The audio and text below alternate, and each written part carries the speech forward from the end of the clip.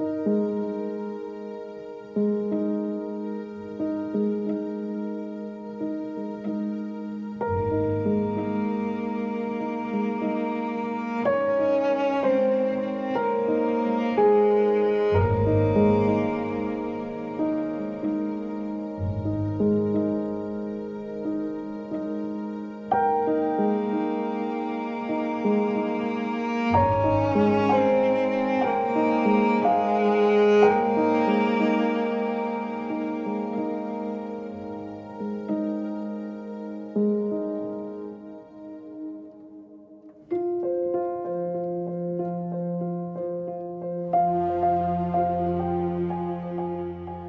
very warm welcome to all of you to today, the World Day of Peace, brought to you by Heartfulness and the United Nations and supported by the Hindustan Times Group. Peace is something that we all yearn for, and we all have a different understanding. It's peace within all ourselves. It's world peace. It's a piece of the ecology. It's the peace inside your heart. So this program, 1 hour, we will talk to various people and they will talk about what peace really means, what peace really is. We'll be talking to students, we'll be talking to sportsmen, we'll be talking to musicians, and we'll be talking to some of the most well-known and well-researched and people who have been studying spirituality all their lives, and they will bring to you a perspective of what world peace is. Let's hear first from the children, because we are born spiritual. We are born heartful.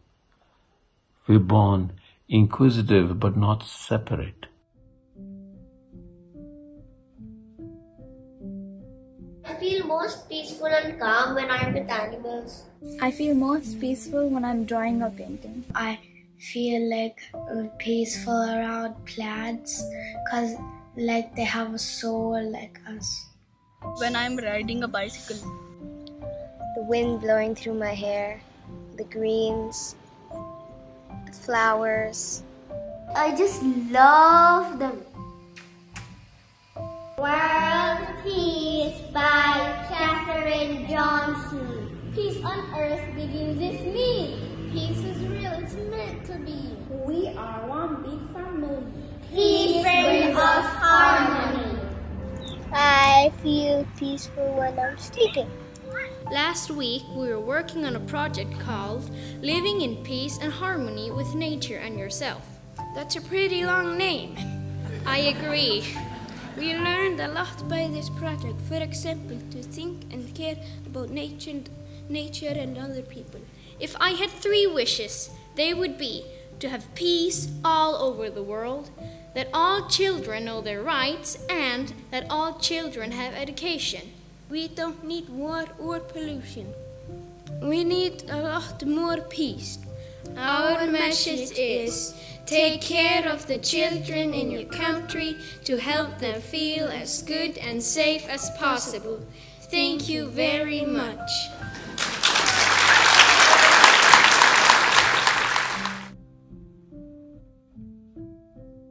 I spent the summer with teenagers and young adults talking and educating them about climate change. And their request was quite simple, that us adults listen more to their ideas, to their concerns and what they have to say on the matter. And we started thinking about, why do we know all these facts about what's going on, but we still continue to live our lives? And we came to the conclusion that that is because we lack space between our thoughts to actually reflect on the situation, that we lack the peace, in other words, to take the time to reflect and think about where we're heading and how we want to build a better world.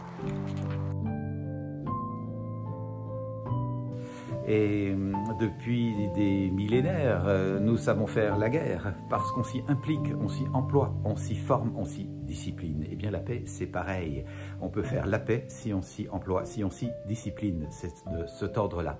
Et imaginez simplement la puissance de transformation qu'il y a en nous, en chacun de nous, si chaque enfant qui va à l'école, à côté de lire, écrire et calculer, qui sont les piliers fondamentaux de l'apprentissage, puisse apprendre à savoir qui il est, comment il se sent, quelles sont ses émotions, qu'est-ce que ces émotions disent de lui, quels sont ses talents, comment les mettre joyeusement au service de la vie communautaire.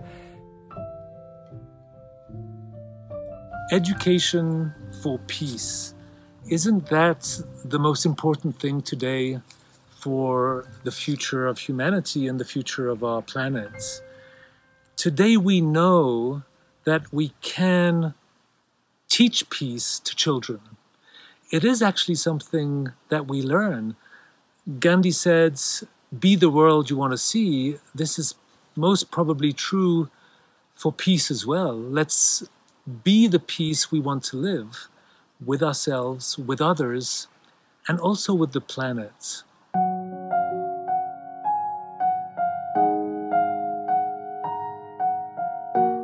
Music and nature has always been one and the same, and also I found a very deep connect with nature as a child. When my friends and relatives would run away from seemingly dangerous and creepy crawly animals like snakes and reptiles and rodents, I was always very drawn towards them, and I would look into their eyes. I would try to see personality in every single animal, and from a very young age it has always been it's never been their world and my world. I've always looked at it as being our world, and that's how I grew up. Because if you look at the word coexistence itself, coexistence is such a vague term and yet a vast term. When we think about coexistence or the world as one family, the only thing that comes to our mind is living in peace and harmony between Hindus, Muslims, Sikhs, Christians, Jews, Buddhists, basically different parts of the human race, because somewhere along our journey we've completely forgotten that we are not the only species on this planet. We are just one among millions and millions of species on this planet, and living in absolute coexistence with every single entity, whether living or non-living, is key to our own survival.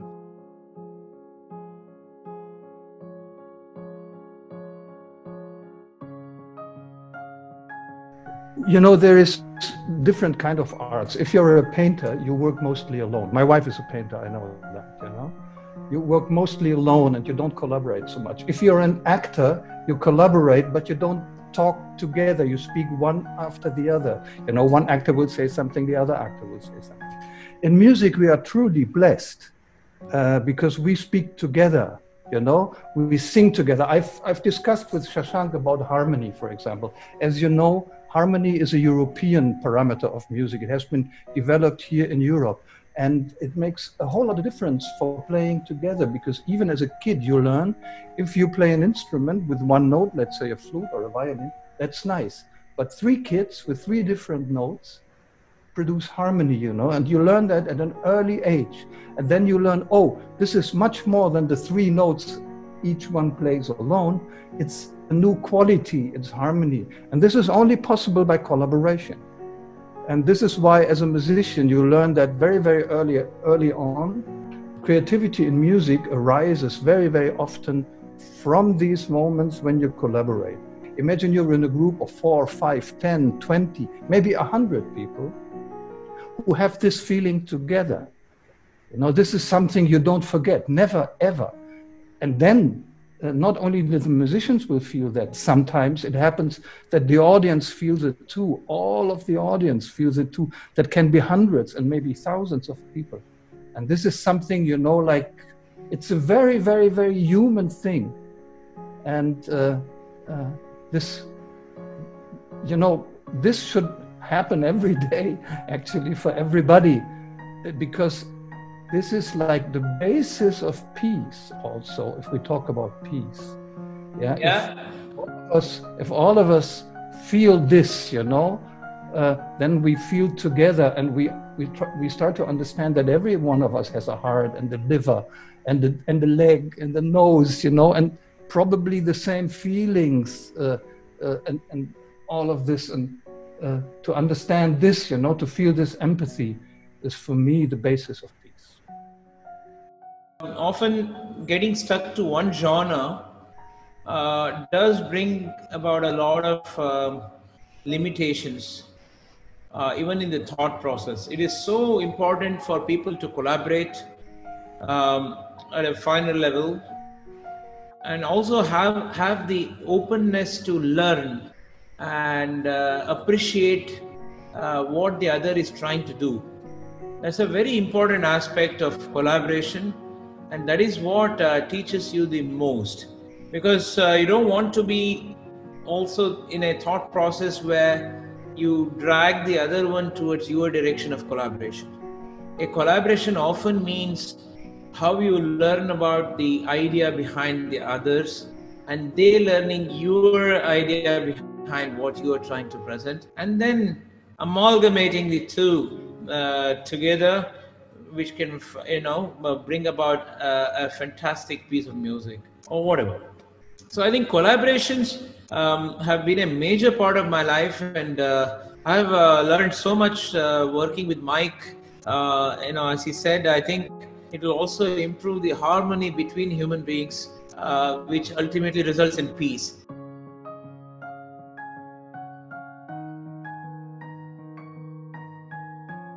I'd say that sense of distance and disconnection is an illusion that we cannot afford.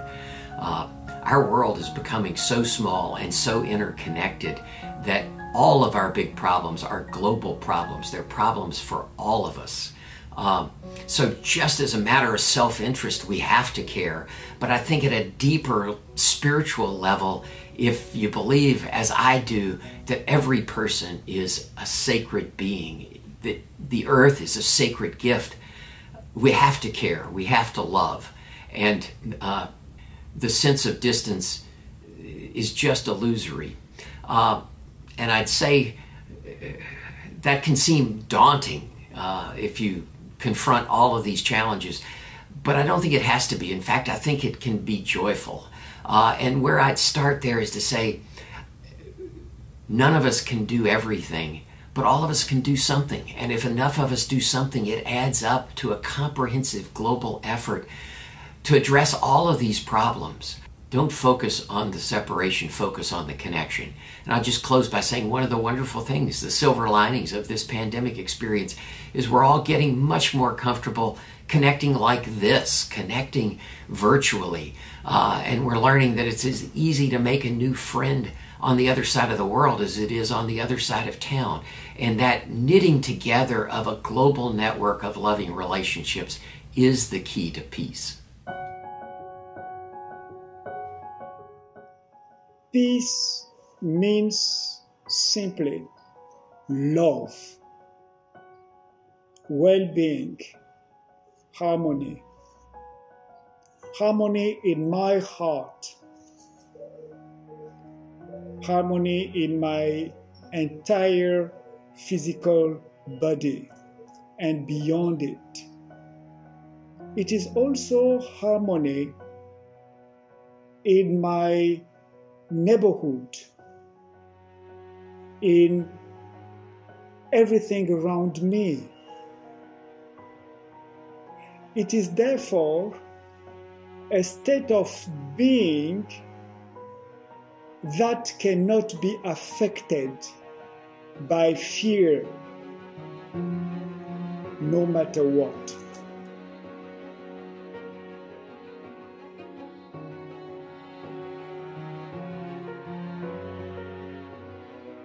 May I ask one question to a footballer of your caliber?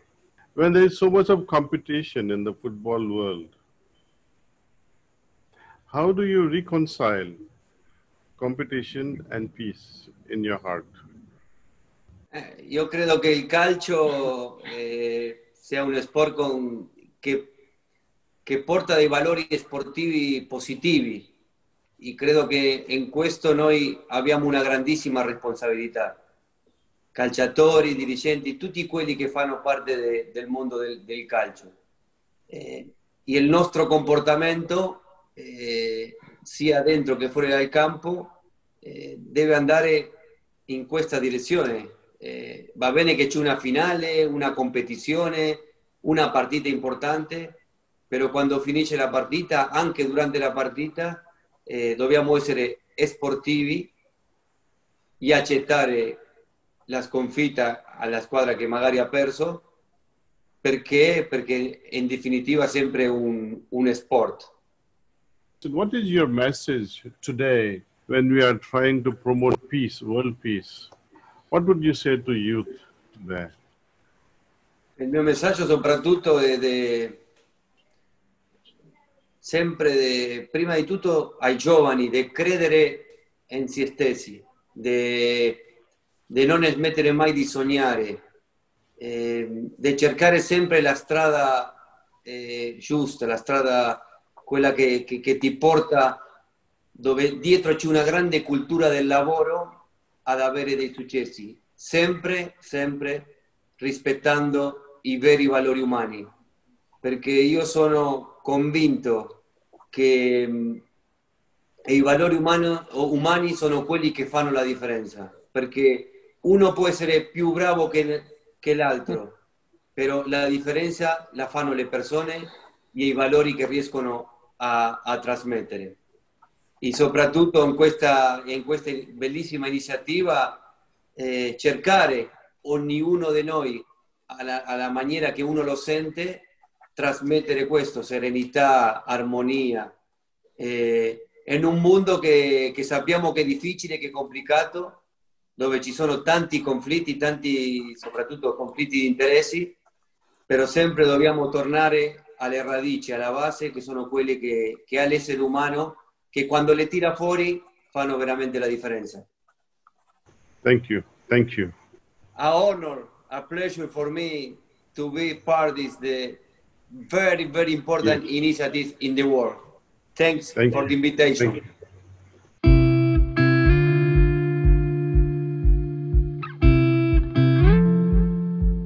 Well, football's taken me all over the world.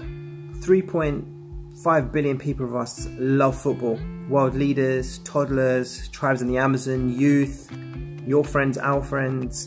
Football brings people together. In the professional game, on the terraces, in parks, in back gardens, scrublands, playgrounds, conflict zones, anywhere big enough to kick a ball around.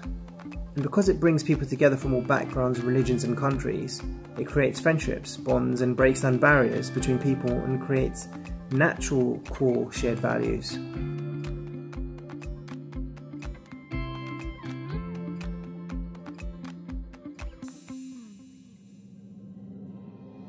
Allora, io il valore della pace lo vivo in due modi. Diciamo che ho due aspetti di me, un aspetto agonistico che tante volte mi mette in competizioni, in sfida con gli altri e di conseguenza c'è questa rivalità, ma allo stesso tempo mi piace andare d'accordo con tutti, mi piace anche con gli avversari chiacchierare, ridere, anche avere momenti di condivisione, quindi la vivo un po' in questo modo la gara, la vivo sia con la voglia di battere gli altri ma anche con la voglia di andarci d'accordo, quindi la pace con loro la vivo in questo modo, la vivo come una sorta di rivalità ma allo stesso tempo di condivisione, di storie, di esperienza di vita diversa, perché comunque gli avversari vengono da altri luoghi, hanno altre cose, nuove cose da raccontarti.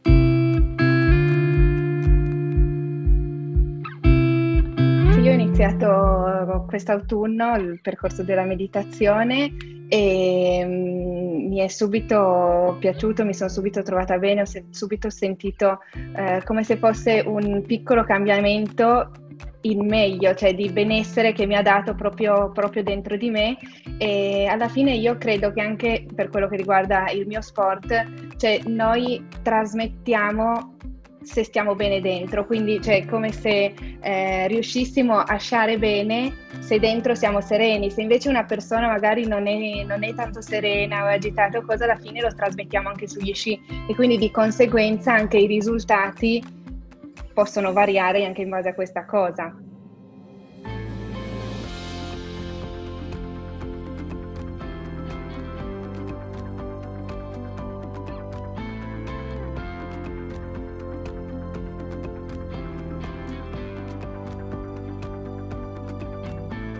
About 50 years ago, the Beatles came back from India and brought back Maharaj Yogi's message about meditation.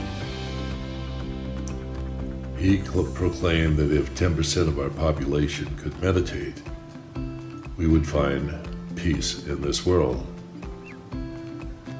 He taught TM, Transcendental Meditation Theory, but the idea of meditation came to me at a young age, and I pursued it. And over the years, I've used it in a variety of forms for my own personal ability to find peace, and also to find some kind of relief or unity from the tensions that build in the programs that I was running while a basketball coach with the Chicago Bulls and the Los Angeles Lakers. We talked about one mind, one breath. The idea of being here now, not mind being busy, bothered, politically active, seeking for one dimension that we may think is right, but just being peace.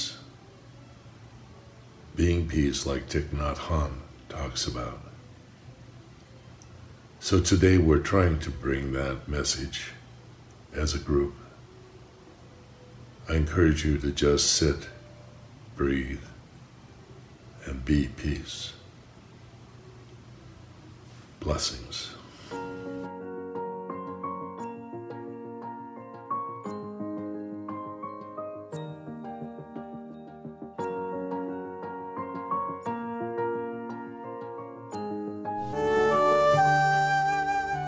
പ്രേമസ്വരൂപികൾ ആത്മസ്വരൂപികളായിരിക്കുന്ന എല്ലാവർക്കും നമസ്കാരം.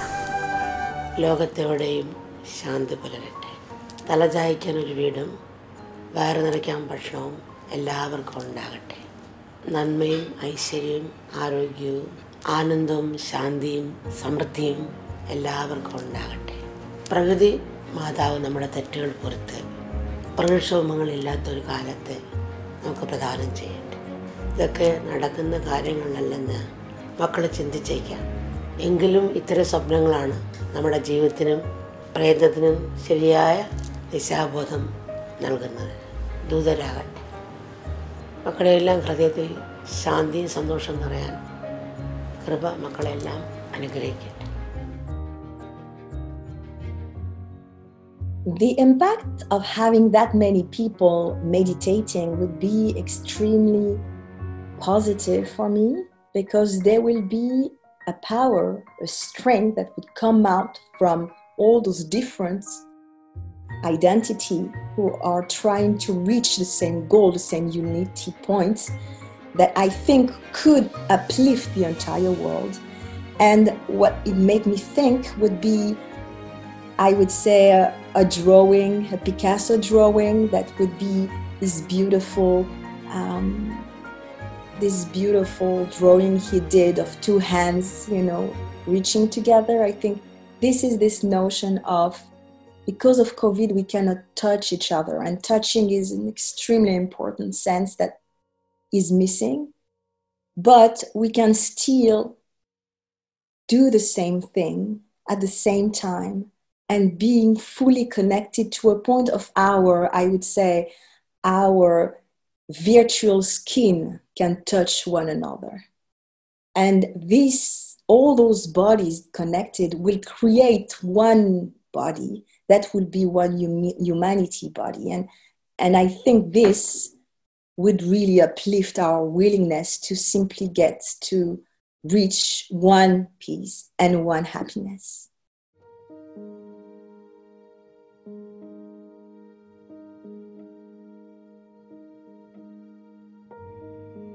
I have a car accident, and during this car accident I have a near-death experience, which means I went out of my body and I have a glimpse of death.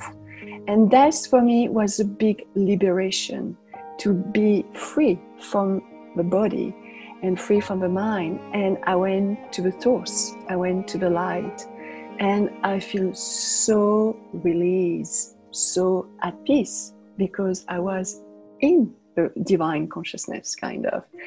And so I was so happy there. I didn't want to go back. But the inner guidance said, welcome, but we just want to tell you, you didn't finish your mission on earth. And I was sent back, and I was sent back transformed, transcend, metamorphose kind of.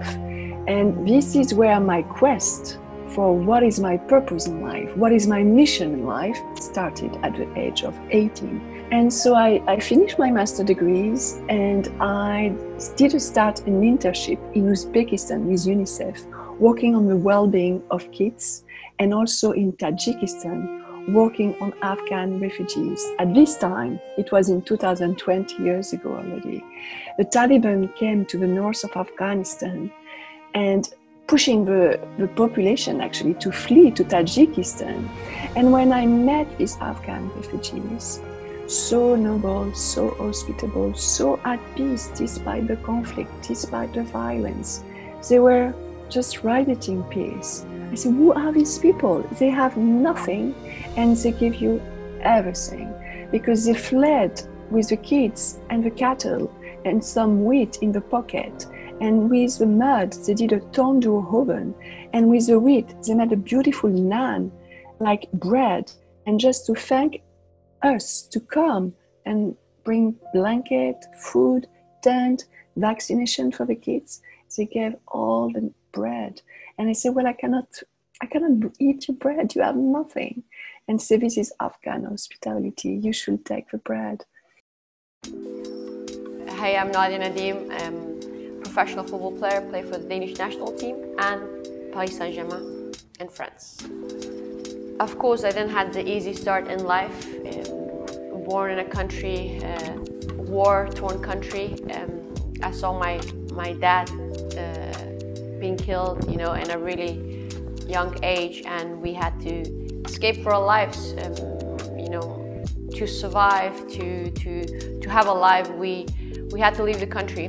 We were searching for the peace that we didn't receive in the country I was born. So for me, inner peace has been like a huge, important thing in my life, because things I've experienced as a young child is not something that you wish for anyone. And if I didn't cope with it, and if I didn't find, the peace and kind of accept it, I wouldn't be where I am today. Everything, all the anger and happiness I had, I tried to kind of channel in football, school, wherever, because as a human being, you cannot have it in you, and because that's going to destroy you. So I had to stop, and that's the decision I made myself, that I need to find the peace. I did. Performance and inner peace goes hand in hand. You cannot be at your best and perform at the highest level if your brain and your emotions are everywhere. Everything you see around the world, why do we have so much suffering? Everything that's happening, the Black Lives Matter, all of this is not, it's not peace. But I think the key for me is education.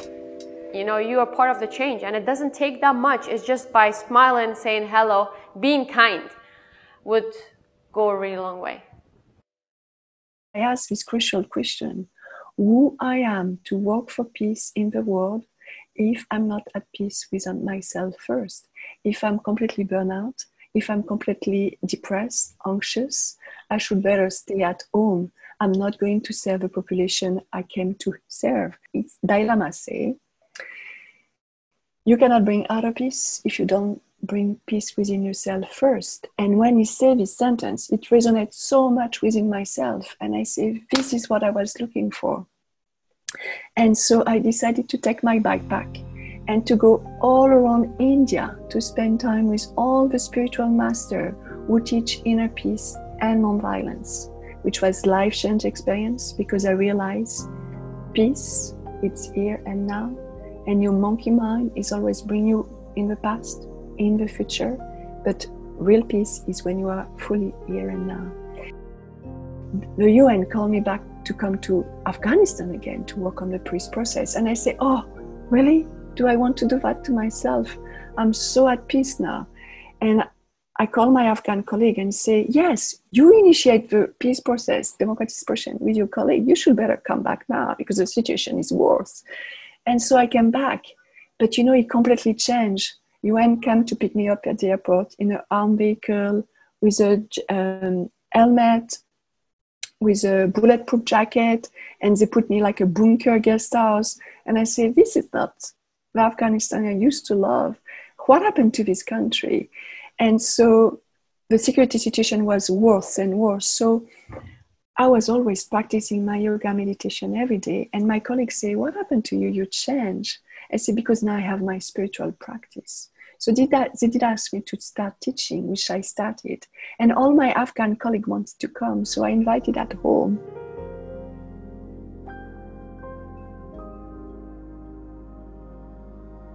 Conflict is not the opposite of peace, and peace does not require eliminating all conflict. Often, it is the presence of conflict that can invite us to encounter, to dialogue, to engage our humanness, and to recognize each other as human beings, as a part of a we. With this mutual recognition,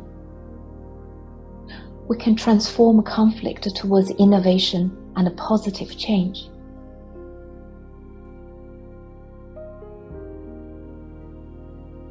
Where do we identify peace or peacelessness? It really is with our thoughts.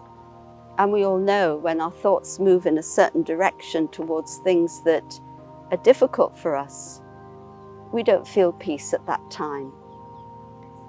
That's why the practice of going inside and experiencing the natural peace that is part of our being is just so important at this time. People are searching, people want peace, but I need to take time to find that peace within. And of course, once I touch it, it's like I touch the heart of my being, the soul of who I am. I try to use the term connection for it. And, I think it's a powerful, powerful sense of connection to ourselves, to others, and ultimately to all beings everywhere, to all of life. And it doesn't mean that you necessarily like somebody or that you're going to approve of them or want to spend any time with them. Wisdom, in fact, may tell you, stay away. That's not really that smart. But in one's heart, we have this sense that we are part of this interconnected universe, and that the construct of self and other and us and them, which we may use in convenience and make sense in certain levels, is just a construct. That in truth, we are all part of this interconnected world. And I sometimes use the example, I was driving with a friend and we were stuck in this incredible, horrible, awful traffic and complaining bitterly about it the whole time. And at one point, my friend said to me, well, we're the traffic too, And I thought, oh, right. It's like such an odd sense that I own the road. It's mine. You are an interloper in my way, slowing me down. But what if that sense of centrality and marginalization falls? And it's just us. Here we are. We're all the traffic. And that's very much, first of all, it's the truth of things, and that's why it's powerful, because we are part of this interconnected universe. Somebody sent me a quotation of myself from, 10 years ago or something, which is always an odd thing to see. And in the quotation, I said something which I say a lot, which is that interconnection is not just a spiritual understanding, that science shows us this, economics shows us this, environmental consciousness certainly shows us this, and even epidemiology shows us this. So I have friends who are epidemiologists, and so I use that example. And people used to say to me, what's epidemiology? And why are you talking about that? And, again, here we are. Look at that. What happens over there doesn't nicely stay over there. It infiltrates our life. And what we do, it matters. Where we put our energy, what we care about, what we're devoted to, because it too will infiltrate out along these lines of connection. So loving kindness or metta is the heart's response to that knowing, that deep knowing that our lives are intertwined. And the corollary of that is that everybody counts and everybody matters. Not everyone will be my best friend, with the person I seek to spend time with, but everybody fundamentally counts. And so we offer loving kindness. It's a meditative technique to ourselves, to those who've helped us that maybe we take for granted, to friends, to those who are having trouble, who seem full of fear or some problem. We offer loving kindness to those we hardly know, somebody who plays some role in our life we're normally indifferent to. We offer loving kindness to those we have difficulty with, not in the sense of may you triumph, but recognizing that our lives are intertwined. And we offer loving kindness to all beings everywhere.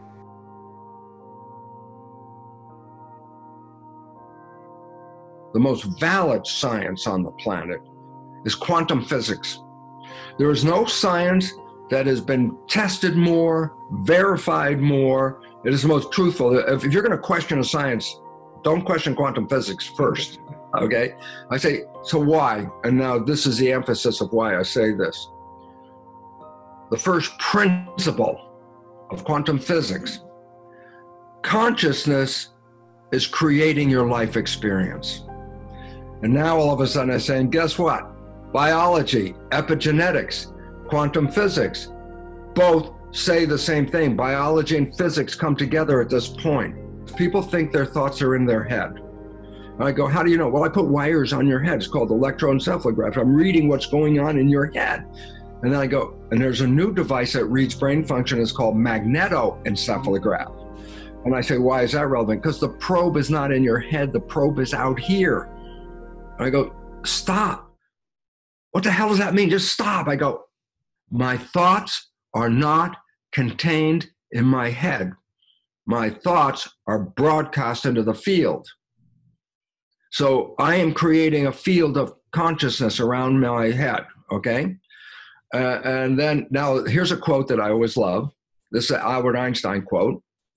The field is the sole governing agency of the particle. I say, what does that mean? The field is the invisible energy around us. The particle is the expression of energy as matter, okay? It's not real matter, it's an energy, okay? Because everything is energy, quantum physics, okay?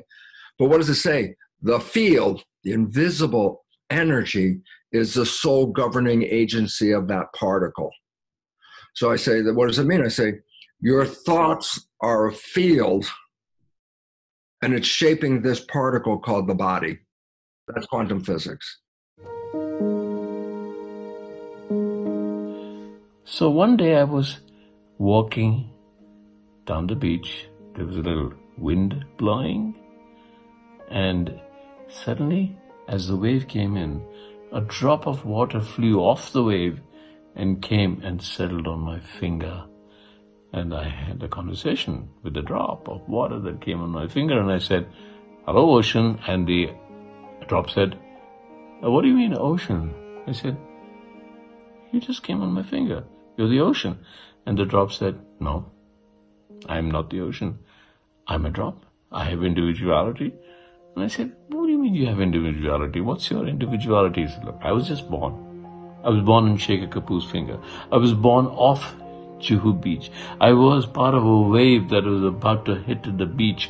I was born in the sea that is around Juhu Beach, which everybody says is very polluted.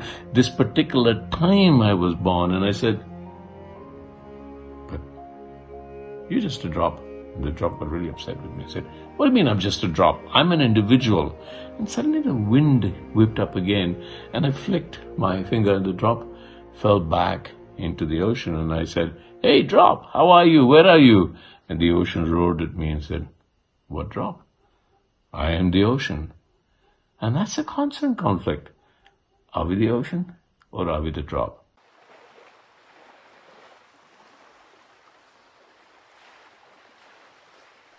Purity, peace, power, love, happiness, knowledge, and bliss.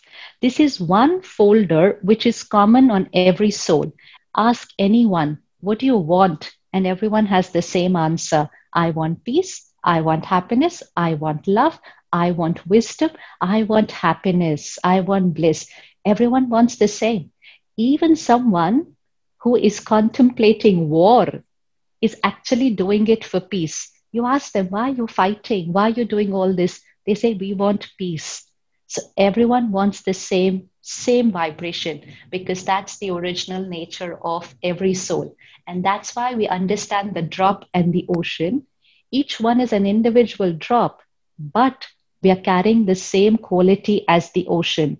And the ocean is the supreme power, the ocean of love, the ocean of purity, the ocean of bliss, the ocean of powers. That is the supreme power. And each one of us is the soul, which carries the same qualities as the supreme soul.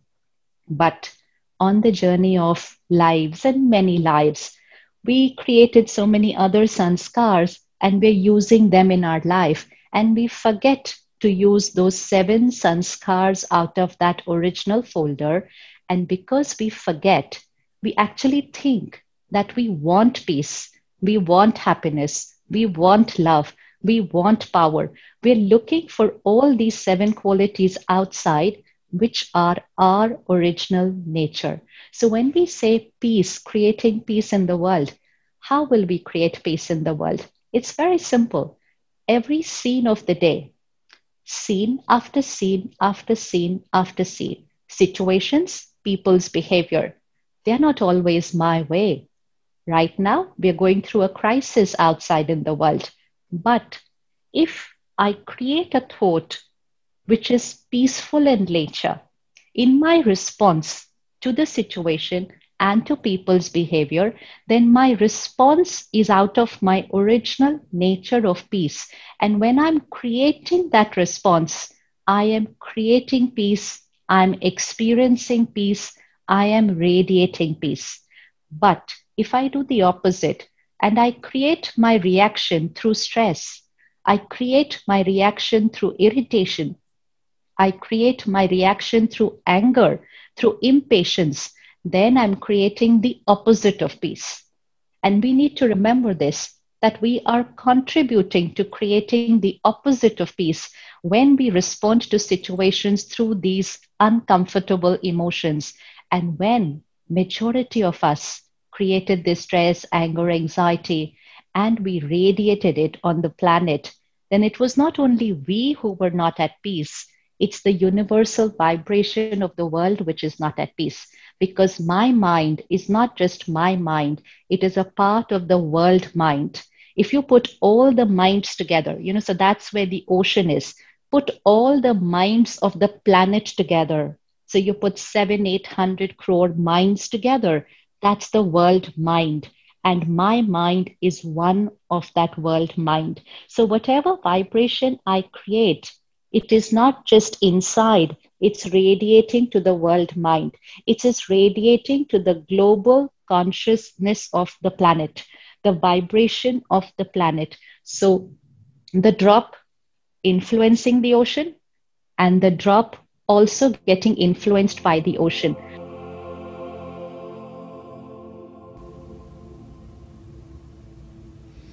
Yes, the message I'd like to share, and it comes from my own lived experience over many years now, is that the most joyous and deeply satisfying thing any of us can do is to commit our lives to this cause of love and peace building, of building a world in which everybody can flourish.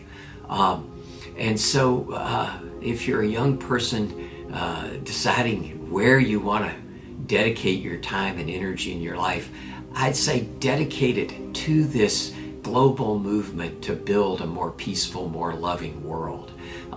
That starts with developing the gifts you've been given, and all of us have gifts of mind and heart and spirit. Put those to a noble purpose and become a leader. And my experience is that we can lead from wherever we are. within our families, within our communities, within our organizations at work, and we can lead from any level in the organization because everything we do every day pushes our culture in the right direction or the wrong direction. So push it in a life-affirming direction. This is the most exciting time, I think, in the history of the world. We have the knowledge and resources and technology to build a world where everyone can flourish, but we also have the capacity to use that power destructively. Today's young generations will decide which it is, and I just pray that enough of us will commit to using that power in life-affirming ways that we really can hand on to the generations that come after us a more peaceful world.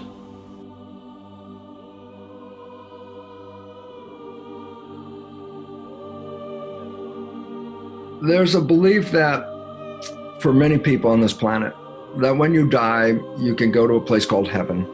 And I say, what's heaven? I say, well, each individual has their own definition, so it's each individual's version of heaven. And I want to suggest something based on the new biology and the physics. You don't die and go to heaven. You are born into heaven. This is where we came to create. And I say, when you are empowered and operating from your conscious mind and running your life, that's usually expressed in something called the honeymoon. When people let go of their programs and their life was blah, blah, blah, blah, and they meet somebody and 24 hours later, it's like, oh, it's so wonderful. Life is beautiful. Everything is beautiful. And I go, 24 hours after a whole life of blah, blah, blah. What happened? I say, because as in the Honeymoon Effect book, what it talks about is this is the one time in your life where you stop playing programs and you stay mindful. Yeah.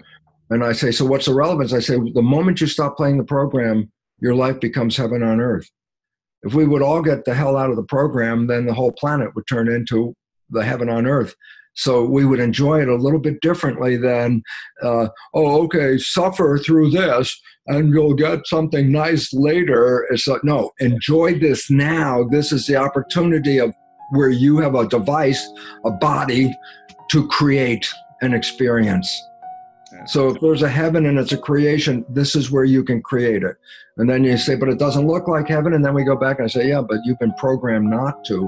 And the moment you stop playing the program, when you fall in love, you actually did create heaven on earth. And that's available all the time, except you go back to the program and then you lose it. If I was going to make a oscilloscope picture, you know, the vibration, love is a nice, smooth sinus, you know, wave like this, you know, just a nice, smooth wave. Noise is like that.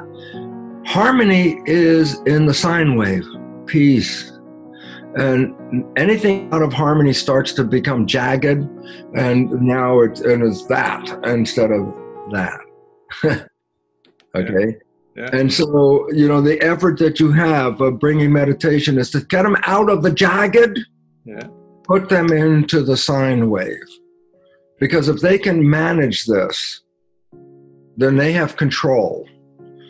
But if they get jagged, that means they lost the control. And now they're responding like a ping pong ball, bouncing all over the place based on who's hitting it with a paddle.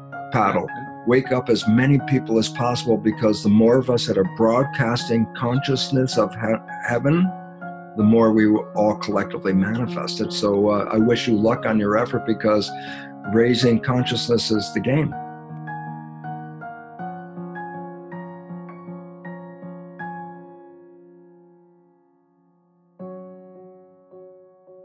Raji, it's a great honor to be with you and celebrate World Peace Day. And I was thinking, as I was getting online to speak with you, of the basic Yamas and Niyamas that are the basis of all of our yogic tradition. And if you look at the Niyamas in order, it all starts first with ahimsa. Ahimsa is the first yama which means to be established in non-violence. And the great sage Patanjali says, when we are firmly established in peace consciousness ourselves, then all beings around us cease to feel hostility. So you have actually to do nothing but be peaceful yourself and bring the presence of peace wherever you go.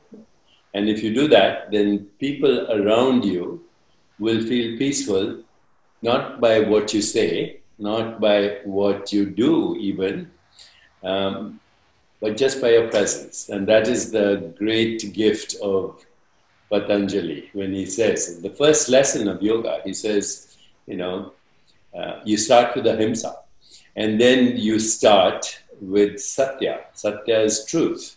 And when you have satya added to ahimsa, you automatically have asteya. Asteya means you don't covet anything because you're totally fulfilled within yourself. You're totally fulfilled within yourself. And from that experience of asteya, non-stealing, non-covetousness, non-jealousy, comes what Patanjali says, aparagriyaha, which means detachment from the fruits of action, which ultimately leads to the best use of your energy, your vital force. And so on World Peace Day, I think it is very appropriate for us to celebrate the great yogi traditions of India, who also talk about the Niyamas, cleanliness, sauchna, fulfillment that comes from self-study or swadhyaya, swabadhyaya, or the effulgence that comes from the radiation of peace, and ultimately results in what we call oneness with our source. So yoga is that tradition, and everything we're doing in this world right now is the opposite of yoga. We're coming from the fragmented mind, from the ego mind, which makes us look at ourselves as separate beings, and then looks at the world also as separate when we are one with it. As you know, one of the greatest Mahavakyas is Tattvamasi.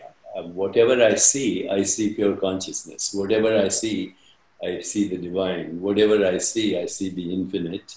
It doesn't matter what it is. It could be a cup of coffee. This is a modified expression of the infinite. So on Peace Day, I think we should just be peace. We should speak peace. We should create peace. We should express peace. And we should celebrate peace. And if enough of us do this, then we'll have a peaceful world. Because I've seen enough peace activists, even Nobel Prize winners in peace, and they're not peaceful.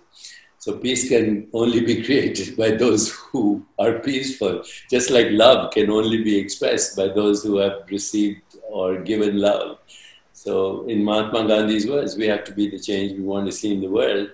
And if there is a critical mass of that, and that's why we're having this conversation, then hopefully we can reach a more peaceful, just, sustainable, healthier, and joyful world. Because right now, the world is very divisive, very quarrelsome, all within ideological conflicts. All the conflicts, whether it's communism, socialism, capitalism, these were good ideas meant for humanity, but human beings corrupt them because they come from selfishness, basically. Me, mine, everything is me, mine. But now that we are celebrating World Peace Day with this great heritage that you represent of India, then it's possible by changing these conversations and having a critical mass participate in these conversations, we can be the change we want to see in the world. So that is why I'm so happy to speak to you. Commonly, we think of peace as only a lack of violence between individuals, whether at a physical or mental or emotional level. Yet, even when we are totally alone, we often find ourselves restless and lacking in peace. When you are not at peace, is it possible to appreciate anything at all? Your restlessness will prevent it.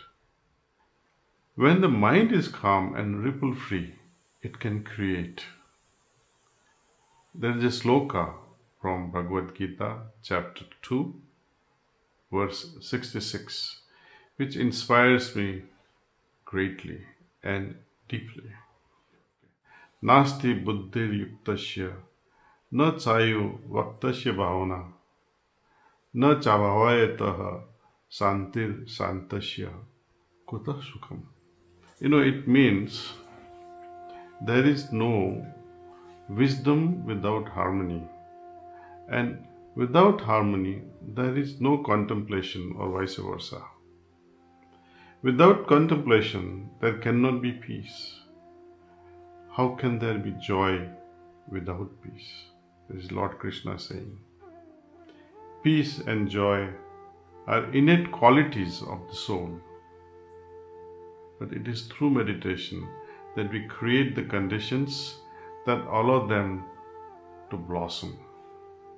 With the support of yogic transmission, the specialty of this path, the heartfulness way of meditation, it takes us on an inner journey in which we make a contact with the soul and pleasantly have our first real experience of peace. Try it. It is so beautiful that often we want to stay immersed in that peaceful state and never come out of it. But world has to go on, so we come out. However, there is something even grander than remaining immersed in deep peace. By making that peace dynamic, we got to make peace dynamic and expressing it in action. We find that it can radiate and touch all those with whom we interact, thereby benefiting them as well. There is quantum entanglement. Those who are associated with us at mental, intellectual, emotional, spiritual level, they get entangled because of this.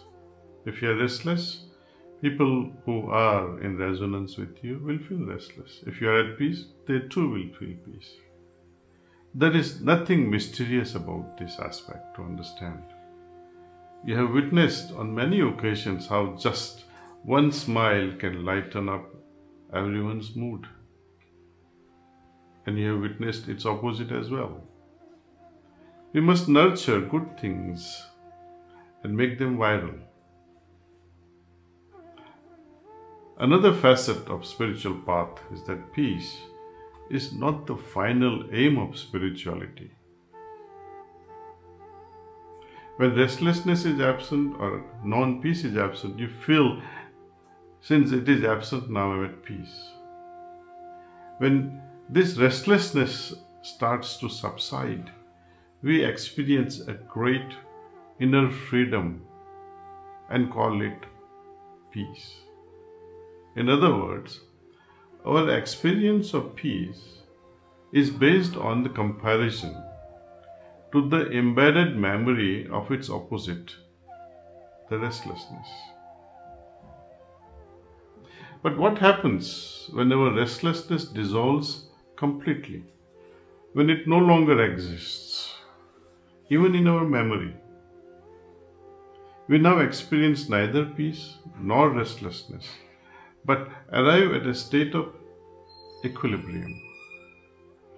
Instead of feeling peace, we become peace itself. Remember, instead of feeling peace, we become peace itself. That is my invitation to you on this International Day of Peace. With the participation of every willing heart, universal peace will surely not remain afar off.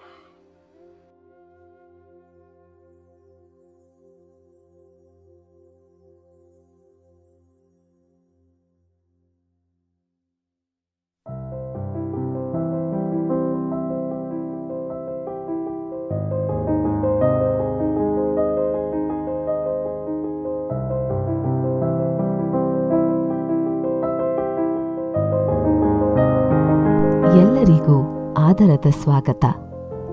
ವಿಶ್ವದಾದ್ಯಂತ ಶಾಂತಿಯನ್ನು ಹರಡಲು ಹೃನ್ಮನಗಳಿಂದ ಪಾಲ್ಗೊಳ್ಳುತ್ತಿರುವ ನಿಮಗೆ ಧನ್ಯವಾದಗಳು. ಆರಾಮವಾಗಿ ಕುಳಿತುಕೊಳ್ಳಿ.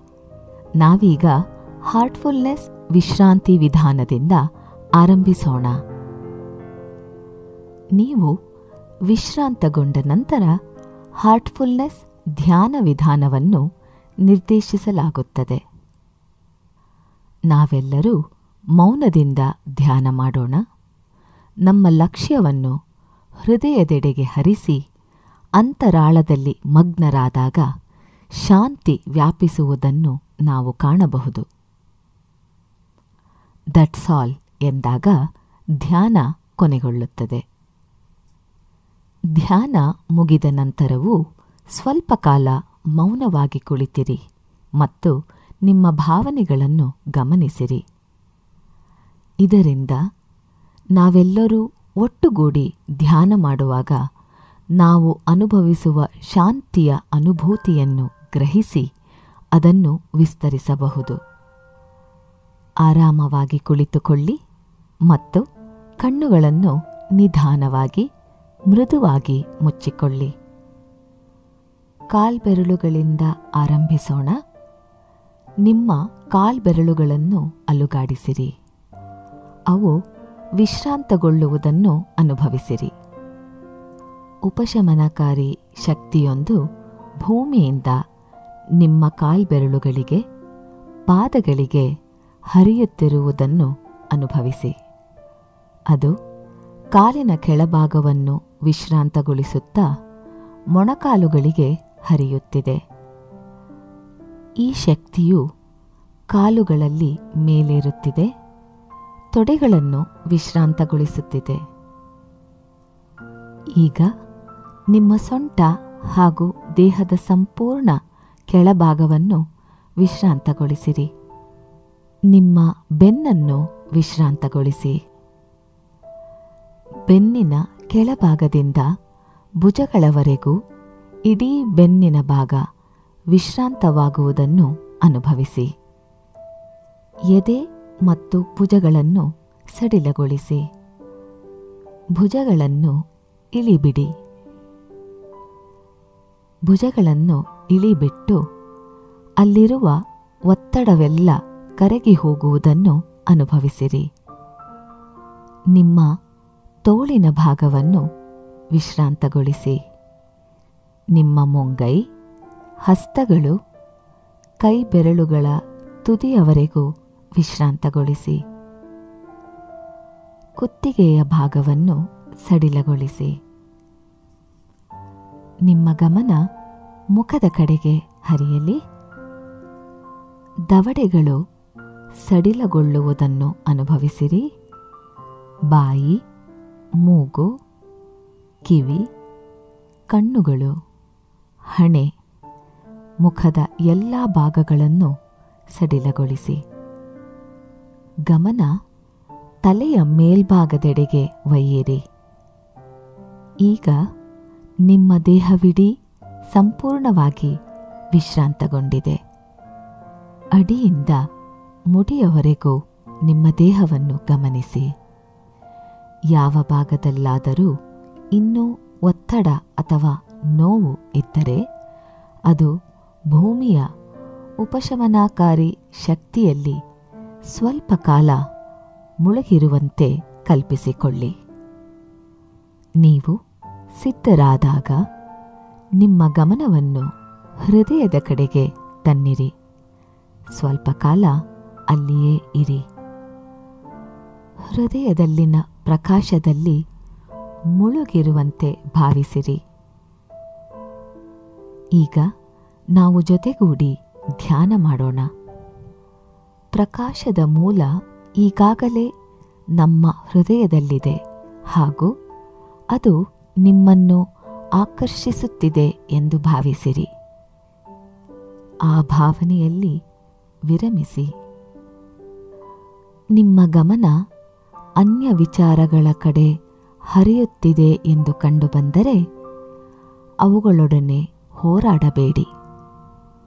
ಆದರೆ ಅವುಗಳ ಕಡೆಗೆ ಗಮನವನ್ನು ನೀಡಬೇಡಿ. ಅವುಗಳನ್ನು ಸುಮ್ಮನೆ ಹಾಗೆಯೇ ಇರಲು ಬಿಡಿ ಮತ್ತು ನೀವು ಹೃದಯದಲ್ಲಿನ ಪ್ರಕಾಶದ ಮೇಲೆ ಧ್ಯಾನ ಮಾಡುತ್ತಿರುವಿರಿ ಎಂದು ನೆನಪಿಸಿಕೊಳ್ಳಿ. ಧ್ಯಾನದಲ್ಲಿ ತಲ್ಲೀನರಾಗಿರಿ.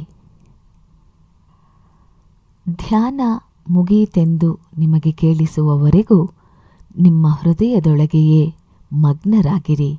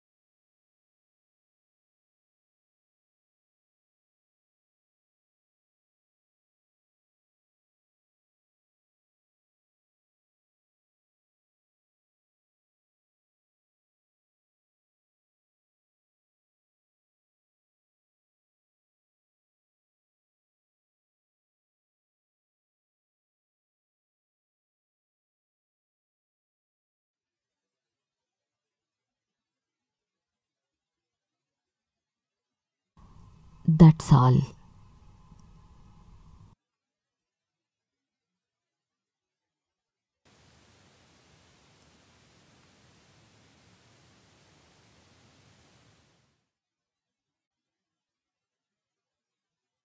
ಸ್ವಲ್ಪ ಕಾಲ ನಿಮ್ಮ ಕಣ್ಣುಗಳನ್ನು ಹಾಗೆಯೇ ಮುಚ್ಚಿಕೊಂಡಿರಿ ಮತ್ತು ನಿಮ್ಮ ಭಾವನೆಗಳನ್ನು ಗಮನಿಸಿರಿ.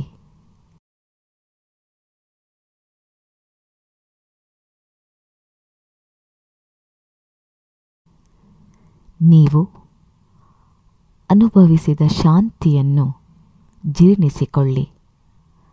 ಈಗ ಈ ಶಾಂತಿಯು ನಿಮ್ಮಿಂದ ಹೊರಹರಿಯುತ್ತಾ ಸುತ್ತಮುತ್ತಲಿನ ಎಲ್ಲೆಡೆಗೂ ಹರಿಯುತ್ತಿದೆ ಮತ್ತು ಇಡೀ ವಿಶ್ವವನ್ನು ಆವರಿಸುತ್ತಿದೆ ಎಂದು ಕಲ್ಪಿಸಿಕೊಳ್ಳಿ. ನೀವು ನಿಮ್ಮ ಕಣ್ಣುಗಳನ್ನು ತೆರೆದಾಗ ಆ ಅನುಭವವನ್ನು ಸ್ವಲ್ಪ ಕಾಲ ಆನಂದಿಸಿರಿ.